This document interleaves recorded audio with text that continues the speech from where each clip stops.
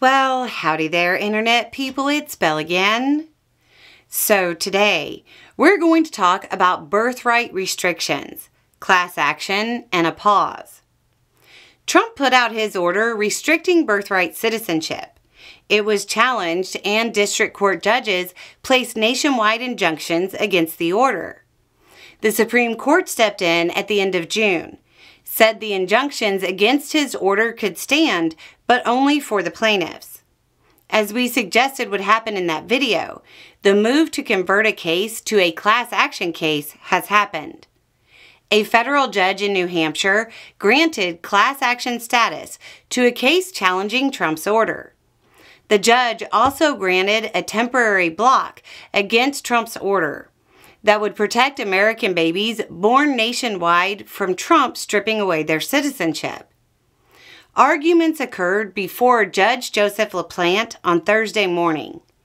The plaintiffs argued that Trump's order would cause them to suffer irreparable harm by being denied birthright citizenship. Obviously, the judge found that claim credible. Class action status was ordered to be certified in the case, but only for the children, not the parents. The judge is also giving the Trump administration 7 days to appeal. The plaintiff's attorney, Cody Wofsy, said, quote, "This is going to protect every single child around the country from this lawless, unconstitutional, and cruel executive order." So, in the end, after the Supreme Court ruling, which we said at the time did not actually weigh in on birthright citizenship, the case has been converted to the right kind of case. I think one of the most interesting analogies I heard about it was that the case to shut down Trump's executive order had the right directions, but they drove the wrong car to get there. It makes sense. So now they're in the right car, and they have to drive the route again.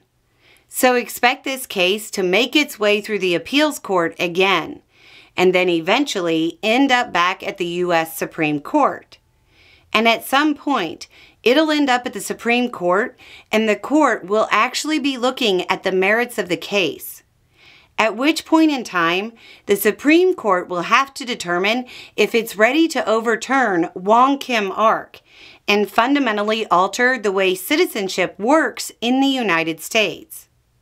If they do, it's a can of worms that has a lot of unintended consequences. As is typically the case, many of those people who are cheering on the removal of someone else's rights will be surprised when they find out that their citizenship wasn't quite as secure as they thought it was. This is going to be a lengthy saga. There will certainly be rulings that go against the plaintiffs in the future.